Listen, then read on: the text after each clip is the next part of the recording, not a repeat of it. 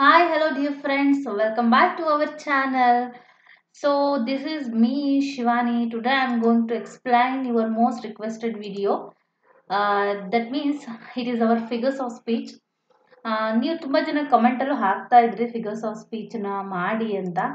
So why not today ಅಂತ ಅನಿಸ್ತು ನನಗೆ. ಹಾಗಾಗಿ ನಾನು ಫಿಗರ್ಸ್ ಆಫ್ ಸ್ಪೀಚ್ನ ಇವತ್ತು ನಿಮ್ಮ ಮುಂದೆ ಪ್ರೆಸೆಂಟ್ ಮಾಡ್ತಾ ಇದ್ದೀನಿ. So as all I know, ಅಂದರೆ ಆಸ್ ಅ ಲಿಟ್ರೇಚರ್ ಸ್ಟೂಡೆಂಟ್ ಆಗಿ ಫಿಗರ್ಸ್ ಆಫ್ ಸ್ಪೀಚಲ್ಲಿ there are 22-25 figures of speech in our literature. More than that ಕೂಡ ಇದೆ.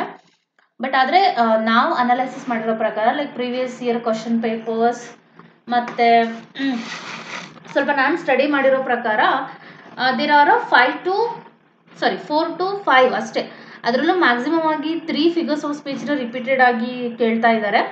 ಅದನ್ನು ಬಿಟ್ಟರೆ ಇನ್ನೊಂದು ಎಕ್ಸ್ಟ್ರಾ ನಾನು ನೋಡಿದ್ದೀನಿ ಅಲ್ಲಿ ಇಲ್ಲಿ ಕ್ವಶನ್ ಅನ್ನೋ ಥರ. So today I am going to explain you for those figures of speech only. ಅಂತಂದರೆ 4 ಇಂಪಾರ್ಟೆಂಟ್ ಫಿಗರ್ಸ್ ಆಫ್ ಸ್ಪೀಚನ್ನು ನಿಮಗೆ ಈ ಒಂದು ವಿಡಿಯೋದಲ್ಲಿ ಕವರ್ ಮಾಡಿ ಕೊಡ್ತೀನಿ, ಓಕೆನಾ? ಯಾಕಂತಂದರೆ ಎಕ್ಸಾಮ್ ತುಂಬ ನಿಯರ್ ಇದೆ.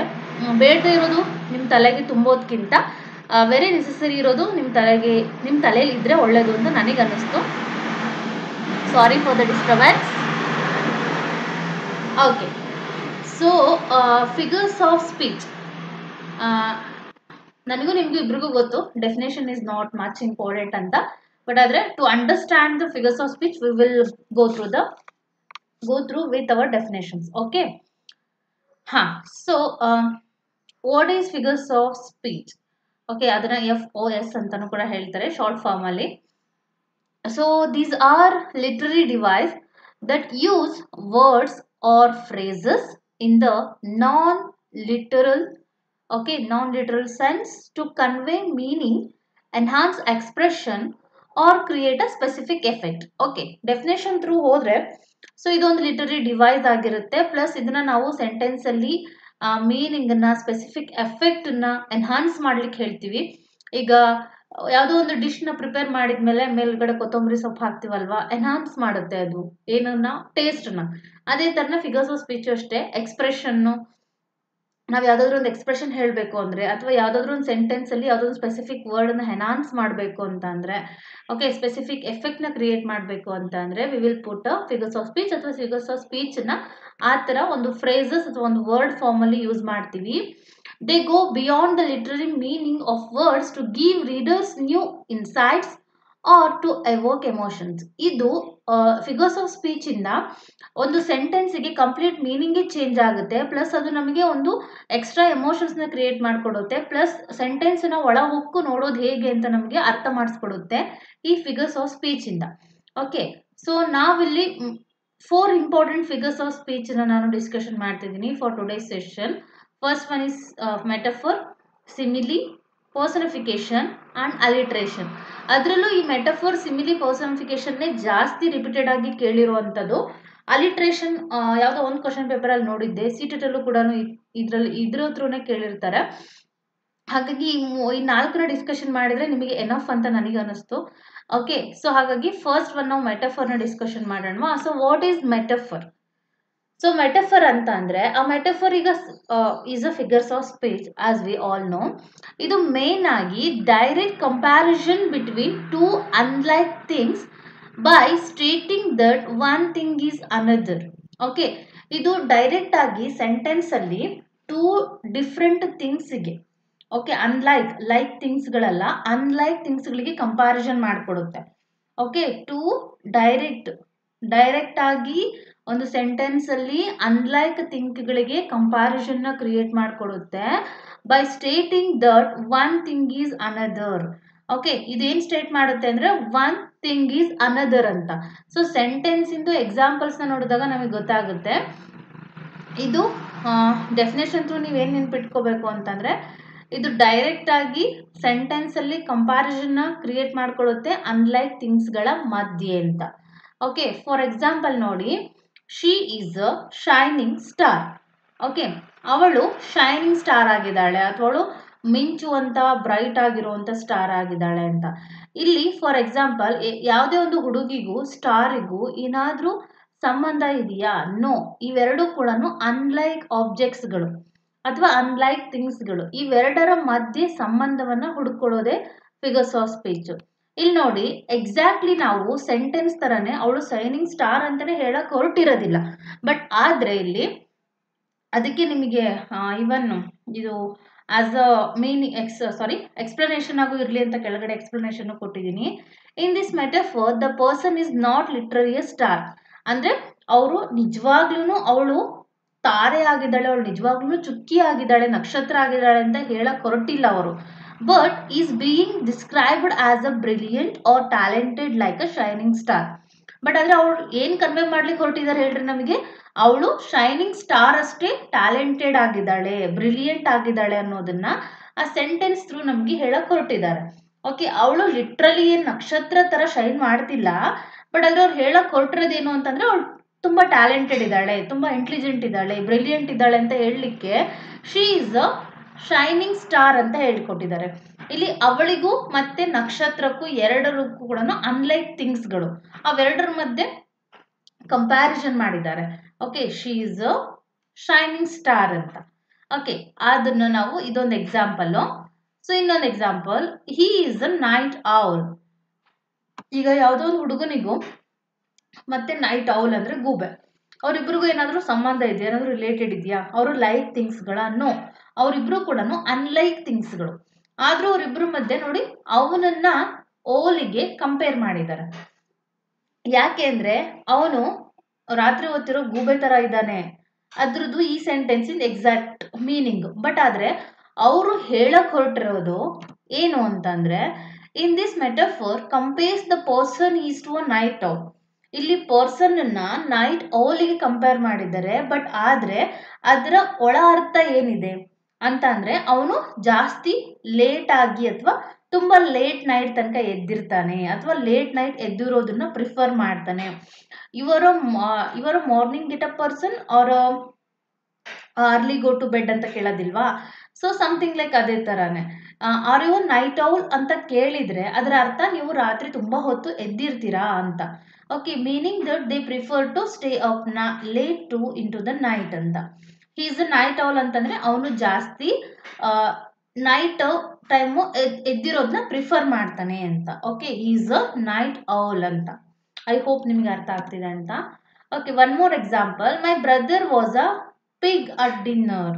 ಓಕೆ ನೋಡಿ, ಎಷ್ಟು ಫನ್ನಿ ಇದೆ ಅಲ್ವಾ? ನನ್ನ ತಮ್ಮ ಊಟ ಮಾಡೋ ಟೈಮಲ್ಲಿ ಪಿಗ್ ಆಗಿದ್ದ ಅಥವಾ ಹಂದಿ ಆಗಿದ್ದ ಅಂತನಾದ್ರೂ ಮೀನಿಂಗು? ನೋ.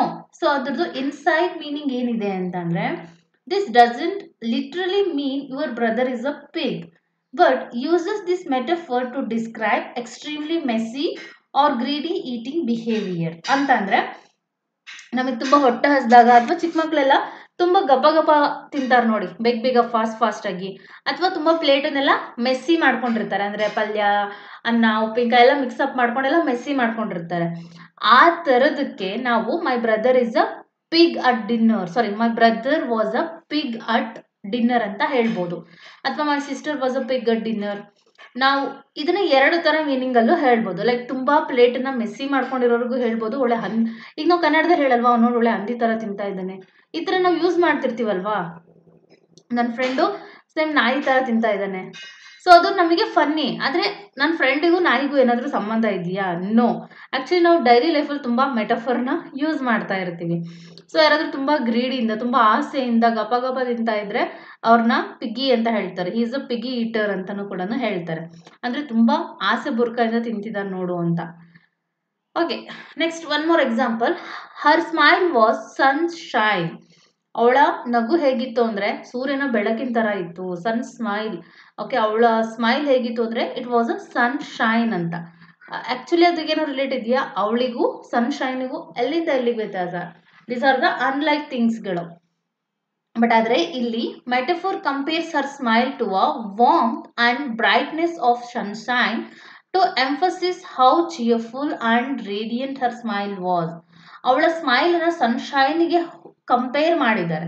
ಓಕೆ, ಅವಳ ಸ್ಮೈಲ್ ಹೇಗಿತ್ತು ಅಂದ್ರೆ ತುಂಬಾ ಚಿಯರ್ಫುಲ್ ಆಗಿತ್ತು, ತುಂಬಾ ರೇಡಿಯಂಟ್ ಆಗಿತ್ತು, ತುಂಬಾ ಎಫೆಕ್ಟಿವ್ ಆಗಿತ್ತು ಅಂತ ಹೇಳಲಿಕ್ಕೋಸ್ಕರ ಹರ್ ಸ್ಮೈಲ್ ವಾಸ್ ಸನ್ಶೈನ್ ಅಂತ ಆ ವರ್ಡ್ ಅನ್ನ ಯೂಸ್ ಮಾಡಿದ್ದಾರೆ.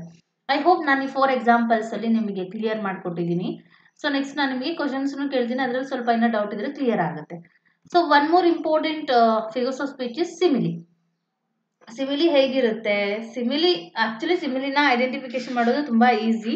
ಮೋಸ್ಟ್ ಆಫ್ ದ ಸಿಮಿಲೀಸ್ಗಳು ಲೈಕ್ ಮತ್ತೆ ಆಸ್ ಅನ್ನ ಯೂಸ್ ಮಾಡ್ಕೊಂಡಿರುತ್ತೆ. ಸೊ ನಿಮಗೂ ಕೂಡ ಅಷ್ಟೇ ಎಲ್ಲರೂ ಗೊತ್ತಿರುತ್ತೆ ಈ ಟ್ರಿಕ್ಸು, ಅಂಡ್ ನಾನು ಕೂಡ ಅದ್ರಲ್ಲೊಬ್ರು ಹೇಳ್ತಾ ಇದ್ದೀನಿ ಅಷ್ಟೇ. Simile versus figures of speech that directly compares two different things using the words as and like. ಇದು ಕೂಡ ಡಿಫ್ರೆಂಟ್ ಥಿಂಗ್ಸ್ಗಳಿಗೆ, ಅದು ಅನ್ಲೈಕ್ ಥಿಂಗ್ಸ್ಗಳಿಗೆ ಏನ ಕಂಪ್ಯಾರಿಸನ್ ಮಾಡಿದ್ರು. ಇಲ್ಲೂ ಕೂಡ ಡಿಫ್ರೆಂಟ್ ಥಿಂಗ್ಸ್ಗಳಿಗೆ, ವಿಧವಾದ ಅಥವಾ ಡಿಫ್ರೆಂಟ್ ಆಗಿರೋ ಥಿಂಗ್ಸ್ಗಳಿಗೆ ಇಲ್ಲೂ ಕೂಡ ಕಂಪೇರ್ ಆಗುತ್ತೆ, ಬಟ್ ಅದ್ರ ಲೈಕ್ ಮತ್ತೆ ಆಸ್ ನ ಯೂಸ್ ಮಾಡಿಕೊಂಡು. ಓಕೆ, ಲೈಕ್ ಮತ್ತೆ ಆಸ್ ಇದೇ ಇರುತ್ತೆ. It draws parallel between the two elements to highlights similarities in a vivid and imaginative way. So ಈಗ ಟೂ ಡಿಫ್ರೆಂಟ್ ಥಿಂಗ್ಸ್ನ ಕಂಪೇರ್ ಮಾಡುತ್ತೆ ಲೈಕ್ ಮತ್ತೆ ಆಸ್ ನ ಯೂಸ್ ಮಾಡಿಕೊಂಡು. ಇಷ್ಟು ನೆನ್ಪಿಟ್ಕೊಳ್ಳಿ, ತುಂಬಾ ಜಾಸ್ತಿ ಕನ್ಫ್ಯೂಷನ್ಸ್ನ ಕ್ರಿಯೇಟ್ ಮಾಡ್ಕೊಳಕ್ ಹೋಗ್ಬೇಡಿ. She is brave as a lion. ಇಲ್ಲಿ ಲಯನಿಗೂ ಅವಳಿಗೂ ಏನು ಸಂಬಂಧ ಇಲ್ಲ. The simile compares person bravery to the perceived bravery of the lion. ಅಂದ್ರೆ ಲಯನ್ ತುಂಬಾ ಬ್ರೇವ್ ಅನಿಮಲ್, ಹಾಗಾಗಿ ಅವಳನ್ನ ಲಯನಿಗೆ ಕಂಪೇರ್ ಮಾಡಿದರೆ with the use of as. Okay, she is as brave as a lion. ಅವಳು ಎಷ್ಟು ಬುದ್ಧಿವಂತೆ, ಬ್ರೇವ್ ಆಗಿದ್ದಾಳೆ ಅಂದ್ರೆ ಸೇಮ್ ಲೈಕ್ ಲಯನ್ ತರ, ಆಸ್ ಲೈಕ್ ಲಯನ್ ಅಂತ. One more example, her smile was like sunshine on a cloudy day. ಅವಳ ನಗು ಹೇಗಿತ್ತು ಅಂತಂದ್ರೆ ಕ್ಲೌಡಿ ಡೇ ನಲ್ಲಿ ಸನ್ಶೈನ್ ತರ ಇತ್ತು. ನಾವೀಗ ಕನ್ನಡದಲ್ಲಿ ಹೇಳ್ಬೇಕಾದ್ರೆ ತುಂಬಾ ಮೋಡ ಕವಿದ ವಾತಾವರಣದಲ್ಲಿ ಅವಳ ನಗು ಸೂರ್ಯನ ಬೆಳಕಿನಂತೆ ಹೊಮ್ಮುತ್ತಾ ಇತ್ತು ಅಂತ ಸಮಥಿಂಗ್ ಹೇಳ್ತೀವಲ್ವಾ, ಅದೇ ತರ ನೋಡಿ. ಫಿಗರ್ಸ್ ಆಫ್ ಸ್ಪೀಚ್ ಅಂದ್ರೆ ಸಮಥಿಂಗ್ ಲೈಕ್ ಕವಿತೆ ತರ ಎಕ್ಸ್ಪ್ಲೈನ್ ಮಾಡೋದು. This smile compares the person smile to the warmth and brightness of a sunshine ಅಂತ. ಓಕೆ, ಅವಳ ನಗು ಈ ಒಂದು ಕ್ಲೌಡಿ ವೆದರ್ ಅಲ್ಲಿ ಬೆಚ್ಚಗಿನ ಫೀಲಿಂಗ್ ನ ಕೊಡ್ತಾ ಇತ್ತು ಅಂತ. ನನಗೆ exact like word to word ಅಷ್ಟು ಇದಾಗೋದಿಲ್ಲ, ಜಸ್ಟ್ ಒಂದು ಟ್ರೈ ಮಾಡಿದೆ ಅಷ್ಟೇ. ಓಕೆ, ಅವಳ ತರ ಇತ್ತು ಅಂತ. ಓಕೆ, ಇಲ್ಲಿ ಲೈಕ್ ನ ಯೂಸ್ ಮಾಡ್ಕೊಂಡಿದ್ದಾರೆ. The athlete ran like a wind. ಅಥ್ಲೆಟಿಗೂ ವಿಂಡಿಗೂ ಏನಾದ್ರೂ ಸಂಬಂಧ ಇದೆಯಾ? ಇಲ್ಲಿ ಟೂ ಡಿಫ್ರೆಂಟ್ ಥಿಂಗ್ಸ್ಗೆ ಲೈಕ್ ನ ಯೂಸ್ ಮಾಡ್ಕೊಂಡು ಕಂಪೇರ್ ಮಾಡಿದಾರೆ ನೋಡಿ. ಅಥ್ಲೆಟು ಹೇಗ್ ಓಡ್ದ ಅಂತಂದ್ರೆ like a wind, same to same ಗಾಳಿ ತರನೇ ಓಡ್ದ. ಇಲ್ಲಿ ನೋಡೋಷ್ಟ್ರಲ್ಲಿ ಅಲ್ಲಿ ಇದ್ದ ನೋಡಪ್ಪ ಅಂತ ಹೇಳ್ತೀವಿ. Her hair shone like a silk. Shine in past tense, ಅದು ಶೋನ್ ಅಂತ ಅಂದ್ರೆ. Okay, the simile compares the smooth and shiny appearance of a person's hair to the texture of silk. ಅಲ್ವಾ, ಅವಳ ಸಿಲ್ಕಿ ಮತ್ತೆ ಸ್ಮೂತ್ ಹೇರ್ ಅನ್ನ, okay, ಇಲ್ಲಿ hair ಅನ್ನ ಸಿಲ್ಕಿಗೆ compare ಮಾಡಿದ್ದಾರೆ ಲೈಕ್ ನ ಯೂಸ್ ಮಾಡ್ಕೊಂಡು. ಅವಳ ಹೇರ್ ಹೇಗಿತ್ತು ಅಂದ್ರೆ ಸಮಥಿಂಗ್ ಲೈಕ್ ಸಿಲ್ಕ್ ತರ ಇತ್ತು. ಅವ್ನು ಹೇಗ್ ಓಡ್ದ ಅಂತ ಅಂದ್ರೆ ಲೈಕ್ ವಿಂಡ್ ತರ ಓಡ್ದ ಅಂತ. ಓಕೆ, ಲೈಕ್ ಮತ್ತೆ ಯಾಸ್ ಅನ್ನ ಯೂಸ್ ಮಾಡ್ಕೊಂಡ್ರೆ ಅದು ಸಿಮಿಲಿ. ನೆಕ್ಸ್ಟ್ ಪರ್ಸನಿಫಿಕೇಶನ್, ಇದೊಂಥರ ಮಜವಾಗಿದೆ. ಯಾಕೆಂದ್ರೆ ಇಲ್ಲಿ ಇದು ಕೂಡ ಅಷ್ಟೇ, ನಾವು ಸ್ವಲ್ಪ ಡೈಲಿ ಲೈಫಲ್ಲಿ ಯೂಸ್ ಮಾಡ್ತಾ ಇರ್ತೀವಿ ಈ ಪರ್ಸನಿಫಿಕೇಶನ್ಸ್ ನ. Personification is figures of speech where human qualities, traits or actions or attributed to animals. Okay, in animate objects or mental concepts. So ಇಲ್ಲಿ ಸಿಂಪಲ್ ಆಗಿ ಹೇಳ್ಬೇಕು ಅಂದ್ರೆ ಹ್ಯೂಮನ್ ಟ್ರೇಟ್ಸ್ ನ, ಹ್ಯೂಮನ್ಸ್ ನ ಅನಿಮಲ್ಸ್ ಹೋಲಿಸಿದ್ದಾರೆ. ಯಾಕಂದ್ರೆ ನಾಯಿ ತರ ಬೊಳ್ತಾ ಇದೀಯಾ, ಆಕ್ಚುಲಿ ನಾವು ಬೊಗಳಿಕ್ ಆಗಲ್ಲ ನಾಯಿ ತರ, ಬಟ್ ಆದ್ರೆ ನಾವು ಅದನ್ನ ಕಂಪೇರ್ ಮಾಡ್ತೀವಿ. ಇಲ್ಲಿ ಏನಂತ ಅಂದ್ರೆ ಹ್ಯೂಮನ್ ಆಕ್ಷನ್ಸ್ಗಳನ್ನ, ನಾವು ನಗೋದನ್ನ, ಅಳೋದನ್ನ, ನಮ್ಮ ಗುಣಲಕ್ಷಣಗಳನ್ನ, ನಮ್ಮ ಕ್ವಾಲಿಟೀಸ್ಗಳನ್ನ ಅನಿಮಲ್ಸ್ಗೆ ಅಥವಾ ಮೆಂಟಲ್ ಕಾನ್ಸೆಪ್ಟ್ಸ್ಗಳಿಗೆ ಹೋಲಿಕೆ ಮಾಡಿರ್ತಾರೆ. It brings these non human elements to life by giving them human characteristics. ಇಲ್ಲಿ ಪರ್ಸನಿಫಿಕೇಶನ್ಸ್ ಅಲ್ಲಿ ನಾನ್ ಹ್ಯೂಮನ್ ಎಲಿಮೆಂಟ್ಸ್ಗಳಿಗೆ, ಓಕೆ, ಅದು ಹ್ಯೂಮನ್ಸ್ಗಳೇ ಅಲ್ಲ, ನಾನ್ ಹ್ಯೂಮನ್ ಎಲಿಮೆಂಟ್ಸ್ಗಳಿಗೆ ನಾವು ಲೈಫ್ನ ಕೊಡ್ತೀವಿ, ಹ್ಯೂಮನ್ ಕ್ಯಾರೆಕ್ಟರಿಸ್ಟಿಕ್ಸ್ಗಳನ್ನ ಕೊಡ್ತೀವಿ. ಓಕೆ, ನಾನಿಲ್ಲಿ ಥೇರಿನಲ್ಲಿ ಹೇಳಿದ್ರೆ ಗೊತ್ತಾಗೋದಿಲ್ಲ, ಎಕ್ಸಾಂಪಲ್ಸ್ ನೋಡಿ. The wind howled through the trees. Okay, ಇಲ್ಲಿ ಒಂದು ಸೆಕೆಂಡ್, ಒಂದೇ ಒಂದು ನಿಮಿಷ.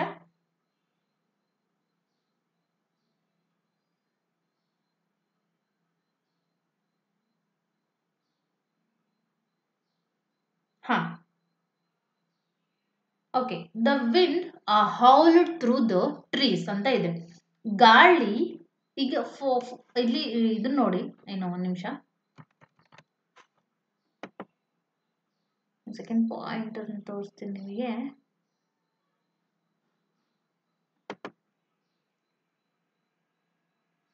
ಓಕೆ, ಲೇಸರ್ನೇ ತೋರಿಸ್ತೀನಿ. ಇಲ್ಲಿ ನೋಡಿ, the wind howled through the trees ಅಂತ ಇದೆ. ವಿಂಡ್ ಅಂದ್ರೆ ಗಾಳಿ, ಟ್ರೀ ಅಂತಂದ್ರೆ ಮರಗಳು, ನಿಮ್ಗೆಲ್ಲ ಗೊತ್ತಿದೆ. ಈ ಹೌಲ್ಡ್ ಅಂತ ಅಂದ್ರೆ ಗೋಳಾಡೋದು, ಅಳೋದು, ಜೋರಾಗಿ ಕಿರ್ಚೋದು, ಗೋಳಾಡೋದು ಇರುತ್ತಲ್ವಾ. ಅಥವಾ ಹೌಲ್ ಅಂತಂದ್ರೆ ಇದು ಗೋಳಾಡೋದು ಅಂತಾನು ಹೇಳ್ಬೋದು. ಅಥವಾ ಈಗ ನಾಯಿ ಬೊಗಳೋದಕ್ಕೆ ಅಥವಾ ನಾಯಿ ಅರ್ಚೋದಕ್ಕೂ ಕೂಡ ಹೌಲ್ಡ್ ಅಂತಾನು ಹೇಳ್ತೀವಿ. ಸೊ ಇಲ್ಲಿ ನೋಡಿ, giving the wind the human ability to howl. ಈಗ ಹೌಲ್ ಅಂತ ಅಂದ್ರೆ ಅಥವಾ ಹ್ಯೂಮನ್ ಕ್ವಾಲಿಟಿನಲ್ಲಿ ಗೋಳಾಡೋದು ಅಂತನಾದ್ರೂ ಆಗಿರ್ಬೋದು, ಅಥವಾ ನಾಯಿಗಳ ತರ ಅರ್ಚಾಡೋದು ಅಂತನಾದ್ರೂ ಆಗಿರ್ಬೋದು. ಬಟ್ ಆದ್ರೆ ವಿಂಡಿಗೆ ಗೋಳಾಡಕ್ಕಾಗುತ್ತಾ, ಅರ್ಚಾಡಕ್ಕಾಗುತ್ತಾ? ಇಲ್ಲಿ wind is the non human element ಅದು. ಓಕೆ, ಐ ಹೋಪ್ ನಿಮಗೆಲ್ಲ ಅರ್ಥ ಆಗ್ತಿದೆ. ಅಂದ್ರೆ ವಿಂಡಿನ ಪಕ್ಕ ನಾವು ಹೌಲ್ಡ್ ಅಂತ ಟ್ಯಾಗ್ ಮಾಡಿದೀವಿ. ಆ ವಿಂಡು ಹೇಗೆ ಬೀಸ್ತಾ ಇತ್ತು ಅಂತ ಅಂದ್ರೆ ಸೇಮ್ ಯಾರೋ ಅರ್ಚಾಡೋ ತರ ಬೀಸ್ತಾ ಇತ್ತು. ಆ ಗಾಳಿ ಮಧ್ಯೆ ಯಾರೋ ಗೋಳಾಡಿದ ತರ, ಯಾರೋ ಅರ್ಚಾಡೋ ತರ ಅದು ಗಾಳಿ ಬೀಸ್ತಾ ಇತ್ತು ಅಂತ ಹೇಳ್ತಿದೀವಿ ಇಲ್ಲಿ. The wind howled through the trees. ಇಲ್ಲಿ ನೋಡಿ, ವಿಂಡಿಗೆ ಹ್ಯೂಮನ್ ಎಬಿಲಿಟಿ ಟು ಹೌಲ್ ಅನ್ನ ಕೊಟ್ಟಿದೀವಿ ನಾವು. ಓಕೆ, ವಿಂಡ್ ಆಕ್ಚುಲಿ ಕೂಗಾಡಕ್ಕಾಗಲ್ಲ, ವಿಂಡಿಗೆ ಅರ್ಚಾಡಕ್ಕಾಗೋದಿಲ್ಲ, ಬಟ್ ಆದ್ರೆ ನಾವು ಹ್ಯೂಮನ್ ಎಬಿಲಿಟಿನ ಕೊಟ್ಟಿದೀವಿ ಇಲ್ಲಿ. ಓಕೆ, ಸೊ ನೆಕ್ಸ್ಟ್ ಒನ್ ನೋಡಿ, the sun smiled down on us. Okay, ಸನ್ನಿಗೆ ಸ್ಮೈಲ್ ಮಾಡ್ಲಿಕ್ಕೆ ಬರುತ್ತಾ? ನಾವು ಅನ್ಬೋದು, ಬಟ್ ಆದ್ರೆ ಅದು ಹ್ಯೂಮನ್ ಕ್ವಾಲಿಟಿ ಸ್ಮೈಲ್ ಮಾಡೋದು. ಓಕೆ, ಯಾವ ಅನಿಮಲ್ಸ್ ಕೂಡ ಸ್ಮೈಲ್ ಮಾಡ್ಲಿಕ್ಕೆ ಆಗೋದಿಲ್ಲ. ಸನ್ ಅನ್ನೋದು ನಾನ್ ಹ್ಯೂಮನ್ ಎಲಿಮೆಂಟ್, ಬಟ್ ಆದ್ರೆ ಸನ್ ಸ್ಮೈಲ್ ಮಾಡ್ತು ಅಂತ ಹೇಳಿದೀವಿ. ಅದ್ರ ಅರ್ಥ ಏನು ಅಂತ ಅಂದ್ರೆ ಸೂರ್ಯನ ಬೆಳಕು ಬಂತು ಅಂತಾನೆ. ಬಟ್ ಆದ್ರೆ ಇಲ್ಲಿ ನಾವ್ ಏನಂತ ಹೇಳಿದೀವಿ, attributing the human action of smiling to the ಸನ್.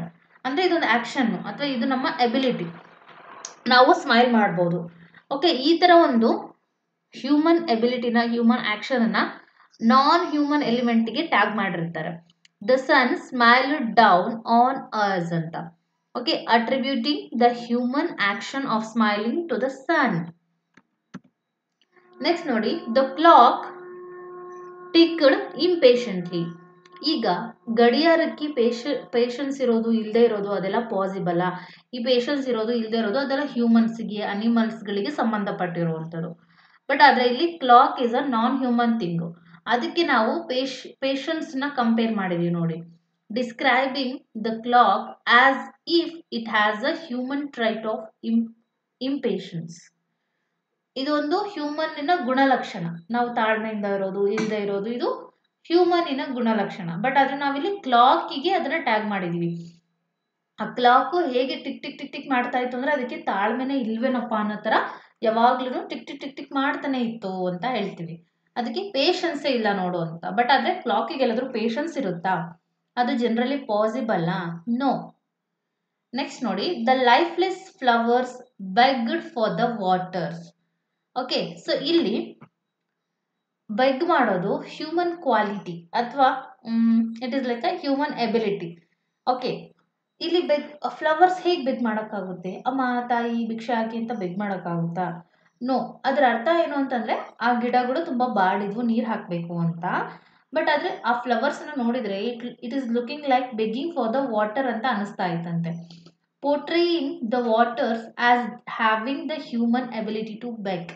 ಇಲ್ಲಿ ನಾವು ಫ್ಲವರ್ಸ್ನ ಅಥವಾ ಫ್ಲವರ್ಸಿಗೆ ಈ ಬೆಗ್ ಮಾಡುವಂತ ಕ್ಯಾರೆಕ್ಟರ್ನ ಅಥವಾ ಈ ಬೆಗ್ ಮಾಡುವಂತ ಎಬಿಲಿಟಿನ ಟ್ಯಾಗ್ ಮಾಡಿದೀವಿ ನೋಡಿ. ಫ್ಲವರ್ಸಿಗೆ ಬೆಗ್ನ ಟ್ಯಾಗ್ ಮಾಡಿದೀವಿ. ಸೊ ಈ ತರ ಒಂದು ಹ್ಯೂಮನ್ ಕ್ವಾಲಿಟೀಸ್ಗಳನ್ನ, ಟ್ರೇಟ್ಸ್ಗಳನ್ನ, ಏನಂತ ಹೇಳ್ಬಿಡ್ತೀವಿ, ಎಬಿಲಿಟೀಸ್ಗಳನ್ನ ನಾವು ಒಂದು ನಾನ್ ಹ್ಯೂಮನ್ ಎಲಿಮೆಂಟ್ಗೆ ಟ್ಯಾಗ್ ಮಾಡಿದಾಗ ಅದು ಪರ್ಸನಿಫಿಕೇಶನ್ ಫಿಗರ್ಸ್ ಆಫ್ ಸ್ಪೀಚ್ ಆಗುತ್ತೆ. ಓಕೆ, ಈಸಿ ಇತ್ತಲ್ವಾ? ಐ ಹೋಪ್ ಎಲ್ಲ ಈಸಿಯಾಗಿ ಅರ್ಥ ಆಗಿದೆ ನಿಮಗೆ. ನೆಕ್ಸ್ಟು ನಮ್ಮ ಲಾಸ್ಟ್ ಫಿಗರ್ಸ್ ಆಫ್ ಸ್ಪೀಚ್ ಬಂದ್ಬಿಟ್ಟು ಅಲಿಟ್ರೇಷನ್. ಅಲಿಟ್ರೇಷನ್ ಅಂದ್ರೂ ತುಂಬಾ ಈಸಿ ಅಂಡ್ ತುಂಬಾ ಕಾಮಿಡಿ ಆಗಿರುತ್ತೆ ಅಂಡ್ ತುಂಬಾ ಫನ್ಫುಲ್ ಫಿಗರ್ಸ್ ಆಫ್ ಸ್ಪೀಚ್. ಇದು ನಾವೇನು ಜಾಸ್ತಿ ಕಷ್ಟ ಪಡೋದೇ ಬೇಡ ಇದರ ಐಡೆಂಟಿಫಿಕೇಶನ್ ಮಾಡಲಿಕ್ಕೆ. Alliteration is a figures of speech that involves the repetition of the same initial consonant sound in a sentence of a words or a syllables. ಒಂದು sentence ಅಲ್ಲಿ repetition of same consonant sound ಬಂದ್ರೆ ಅದು alliteration. ನಾವು ಕಣ್ಣು ಮುಚ್ಕೊಂಡು ಹಾಕ್ಬೋದು. This repetition typically occurs at the beginning of the adjacent R closely connected words. Okay, ಇದು ಯಾವ ತರ ಅಂತ ನಿಮಗೆ ಗೊತ್ತಾಗುತ್ತೆ ನೋಡಿ. ನಾನು ಇಲ್ಲಿ ಏನ್ ಮಾಡಿದ್ದೀನಿ, ಹೈಲೈಟ್ ಮಾಡಿದ್ದೀನಿ. ಇದು S is a consonant sound ಅಲ್ವಾ. ಸೇಮ್ ಕಾನ್ಸನೆಂಟ್ ಸೌಂಡು ಸೆಂಟೆನ್ಸ್ ಅಲ್ಲಿ ತುಂಬಾ ಸತಿ ರಿಪೀಟ್ ಆಗಿರುತ್ತೆ ಪದೇ ಪದೇ. Sam slippery socks slide on the smooth sidewalk. ಇದು ಎಸ್ ಕೂಡ ನಾನು ಹೈಲೈಟ್ ಮಾಡ್ಬೋದು ನೋಡಿ. ಎಷ್ಟು ಸತಿ ಎಸ್ ರಿಪೀಟ್ ಆಗಿದೆ ಸೌಂಡ್. ಓಕೆ, ಇದನ್ನು ಈ ತರ ಇದ್ರೆ ಸೆಂಟೆನ್ಸ್ಗಳು ಅದು ತುಂಬಾ ಈಸಿ ನಮಗೆ ಐಡೆಂಟಿಫಿಕೇಶನ್ ಮಾಡ್ಲಿಕ್ಕೆ. ಅದು ಅಲಿಟ್ರೇಷನ್ ಅಂತ ಹಾಕ್ಬೋದು. So same consonant same consonant sounds repeated ಆಗ್ತಿದ್ರೆ ಅದು alliteration. Okay, big bouncy ball bubbled on the backyard bench. ಚೆನ್ನಾಗಿದೆ ಅಲ್ವಾ ಹೇಳಲಿಕ್ಕೆ. ಈ ತರ ಇರುತ್ತೆ. One more, lazy lions lazily laughed in the long grass. ಈ ತರ tiny Tim tenderly tickled the tiny turtle. Okay, so ಇದು ಒಂಥರ ರೈಮ್ಸ್ ತರ ಇರುತ್ತೆ. ಈ ತರ ಒಂದು ರಿದಮಿಕ್ ಪ್ಯಾಟರ್ನ್ ಅಲ್ಲಿ ಹೋಗ್ತಾ ಇರುತ್ತೆ. ಕಾನ್ಸನೆಂಟ್ ಸೌಂಡು ರಿಪೀಟೆಡ್ ಆಗಿ ಬಂದ್ರೆ ಅದು ಅಲಿಟ್ರೇಷನ್. ಒಂದು 4 ಫಿಗರ್ಸ್ ಆಫ್ ಸ್ಪೀಚ್ ನ ನಿಮಗೆ ಯೂಸ್ಫುಲ್ ಆಗಿರೋದನ್ನ ಒಂದು ಶಾರ್ಟ್ ವಿಡಿಯೋದಲ್ಲಿ ಮಾಡಿದ್ದೀನಿ. ಐ ಹೋಪ್ ನಿಮಗೆ ಇಷ್ಟ ಆಗ್ಬೋದು. ನೋಡೋಣ, MCQs ಗಳನ್ನ ಸಾಲ್ವ್ ಮಾಡೋಣ. ಹಾಗಿದ್ರೆ ಇದರಿಂದ ನಮಗೆ ಗೊತ್ತಾಗುತ್ತೆ. ಲೈಕ್ ನೀವು ಬೇಕಿದ್ರೆ ಹಾಗೆ ಅಟೆಂಪ್ಟ್ ಮಾಡ್ಬೋದು.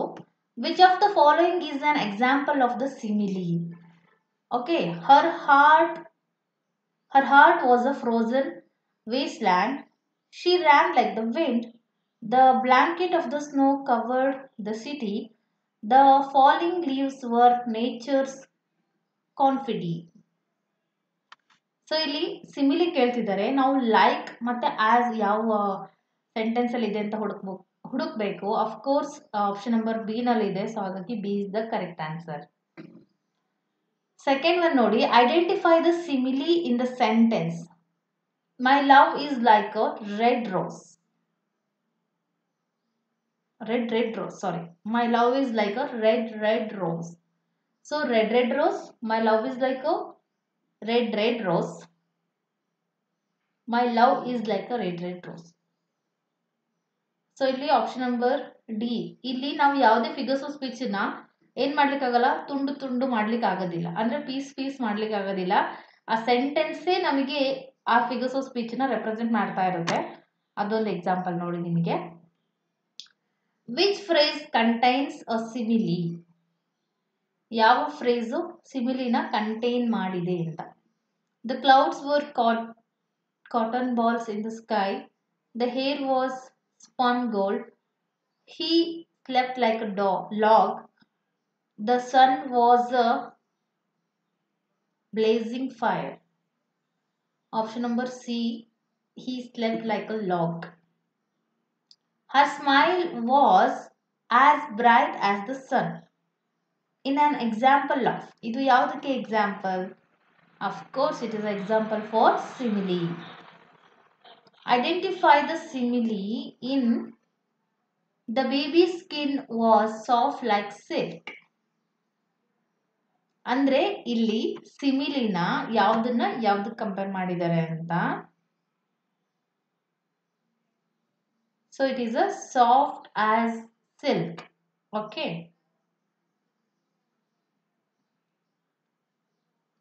Which of these is a metaphor?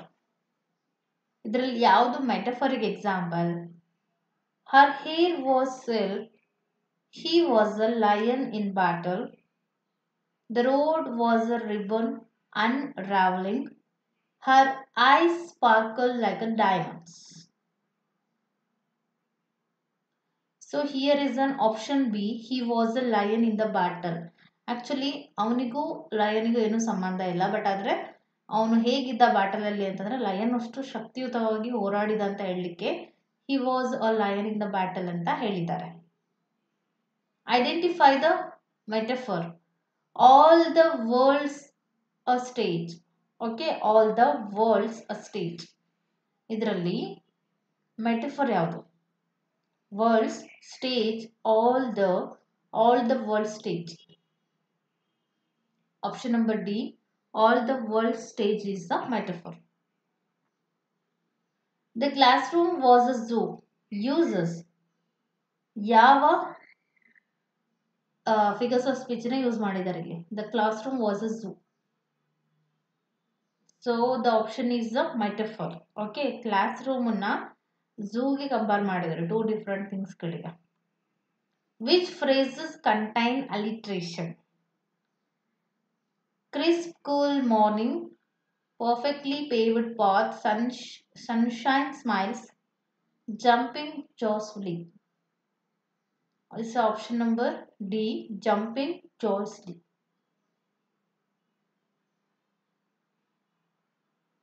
Okay, next ನೋಡಿ. Identify the alliteration in she sells seashells by the seashore. ಇದು ಕಂಪ್ಲೀಟ್, ಇದು ಅಲಿಟ್ರೇಷನ್ಗೆ ಎಕ್ಸಾಂಪಲ್, ಹಾಗಾಗಿ option number D. Which sentence uses alliteration? The book was borrowed by Billy, the field was full of flowers, kindly kept the quiet, pretty pinky petunias. It is a pretty pinky petunias. Option number D. ಅಲ್ಲೆಲ್ಲ ಸೌಂಡ್ಗಳು variations ಆಗಿದೆ, same ಸೌಂಡ್ಸ್ಗಳು ಬರೋದಿಲ್ಲ, but ಇದರಲ್ಲಿ same sounds ಬರುತ್ತೆ. P. Okay, which line was alliteration? Same, sorry, D ಇಲ್ಲಿ ಹೋಗಿದೆ. The waves crashed on the shore, the bluebirds bravely brew through the breeze, walking with purpose down the path, a field full of yellow flowers. It's option number B. ಅಲ್ಲೇ ನಮಗೆ directly ಗೊತ್ತಾಗ್ಬಿಡುತ್ತೆ. ನಾವು pronounce ಮಾಡಬೇಕಾದ್ರೆ ಗೊತ್ತು ಮಾಡ್ಕೊಂಡ್ಬಿಡ್ಬೋದು alliteration ಯಾವುದು ಅಂತ. Bluebirds bravely blue through the breeze. Identify the example of personification. The tree danced in the wind, her smile lit up the room or light up the room. He was snoring like a bear. Her eyes were pools of sadness. ಇದರಲ್ಲಿ ಯಾವುದೋ ಪರ್ಸನಿಫಿಕೇಶನ್ಗೆ example ಈಗ ತಾನೇ ಮಾಡಿದ್ವಿ. Do you remember? Yes, it is option number A, the tree danced in the wind. Tree ಎಲ್ಲರೂ dance ಮಾಡ್ಲಿಕ್ಕೆ ಸಾಧ್ಯನಾ? Dance ಮಾಡೋದು human ಎಬಿಲಿಟಿಗೆ ಸಂಬಂಧಪಟ್ಟಿರೋದು. ಆ ಹ್ಯೂಮನ್ ಎಬಿಲಿಟಿನ ಟ್ರೀಸ್ಗೆ ಕಂಪೇರ್ ಮಾಡಿದ್ದಾರೆ ನೋಡಿ, ಅಥವಾ ಟ್ರೀಸ್ಗೆ ಟ್ಯಾಗ್ ಮಾಡಿದ್ದಾರೆ. Okay, the dreary drizzling rain dripped down drying contains. ಹೇಳಿದ್ರೇನೆ ಗೊತ್ತಾಗುತ್ತಲ್ವಾ? It is option number C, alliteration. Which sentence uses personification? ಯಾವ ಸೆಂಟೆನ್ಸ್ ಅಲ್ಲಿ personification ಯೂಸ್ ಮಾಡಿದೀವಿ ನಾವು? The black clouds rolled in, the stars twinkled brightly, the wind howled through the trees, the sun smiled warmly.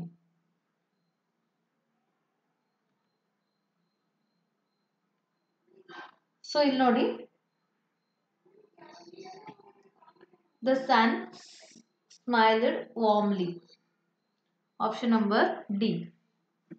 ಸೀನು ಕೂಡ ಬರುತ್ತೆ, actually ಬರಲ್ಲ ಅಂತೇನಿಲ್ಲ, ಸೀನು ಕೂಡ ಬರುತ್ತೆ ಇದರಲ್ಲಿ. Okay, my mind is pretzel is an example of. My mind is a pretzel. ಅದು ಯಾವುದಕ್ಕೆ example?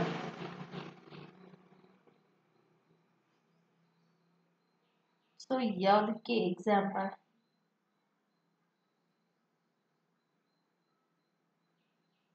Okay, it is the example of metaphor. Okay,